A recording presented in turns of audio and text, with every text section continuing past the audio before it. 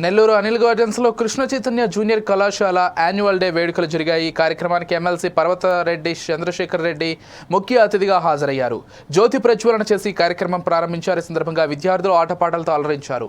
విద్యార్థులు చేసిన డాన్సులు ఎంతగానో ఆకట్టుకున్నాయి. విద్యార్థులు కష్టపడి చదివి ఉన్నత శిఖరాలను చేరుకుని మంచి స్థాయిలో స్థిరపడాలని సూచించారు. విద్యార్థులు మంచి మార్కులు సాధించే దిశగా కష్టపడాలన్నారు. తమ కళాశాల విద్యార్థులు బాగా చదువుకొని వారి తల్లిదండ్రులు మంచి పేరు తీసుకురావాలని సూచించారు.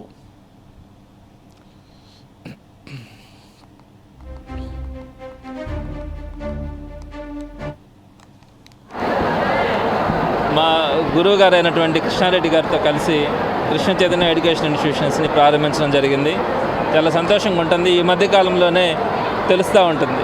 మా దగ్గర మొట్టమొదటిగా చదువుకున్నటువంటి పిల్లలు ఈరోజు మళ్ళీ మా కాలేజీలో ఇంటర్మీడియట్ కానీ డిగ్రీ కానీ చేర్పించడానికి వస్తూ ఉన్నారు.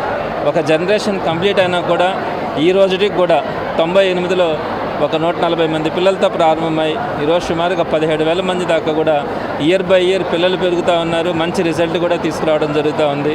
అలా డిగ్రీ, ఇంటర్మీడియట్, పీజీ అన్ని ప్రొఫెషన్స్లో కూడా కృష్ణ చైతన్య ఇన్స్టిట్యూషన్స్ ఒక మంచి ఇన్స్టిట్యూషన్స్గా డెవలప్ కావడానికి ఇక్కడ ఎంతోమంది కష్టపడుతూ ఉన్నారు. ప్రధానంగా 26 సంవత్సరాల నుంచి ఆ రోజు జాయిన్ అయినటువంటి టీచర్స్ కానీ లెక్చరర్స్ కానీ ఈ రోజు కూడా చాలామంది మన దగ్గరే కొనసాగుతూ ఉన్నారు.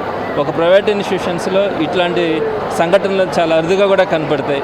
నేను మా గురువు గారు అయినటువంటి కృష్ణారెడ్డి గారితో కలిసి కృష్ణ చైతన్య ఎడ్యుకేషన్ ఇన్స్టిట్యూషన్స్ని ప్రారంభించడం జరిగింది.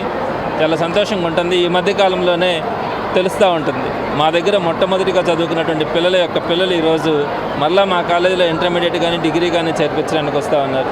ఒక జనరేషన్ కంప్లీట్ అయినా కూడా ఈ రోజుకి కూడా 98లో ఒక 140 మంది పిల్లలతో ప్రారంభమై ఈరోజు సుమారుగా 17,000 మంది దాకా కూడా ఇయర్ బై ఇయర్ పిల్లలు పెరుగుతూ ఉన్నారు. మంచి రిజల్ట్ కూడా తీసుకురావడం జరుగుతూ ఉంది.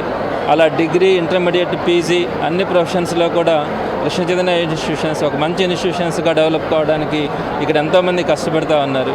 ప్రధానంగా 26 సంవత్సరాల నుంచి ఆ రోజు జాయిన్ అయినటువంటి టీచర్స్ కానీ లెక్చరర్స్ కానీ ఈ రోజు కూడా చాలామంది మన దగ్గరే కొనసాగుతూ ఉన్నారు. ఒక ప్రైవేట్ ఇన్స్టిట్యూషన్స్లో ఇట్లాంటి సంఘటనలు చాలా అరుదుగా కూడా కనపడతాయి. నేను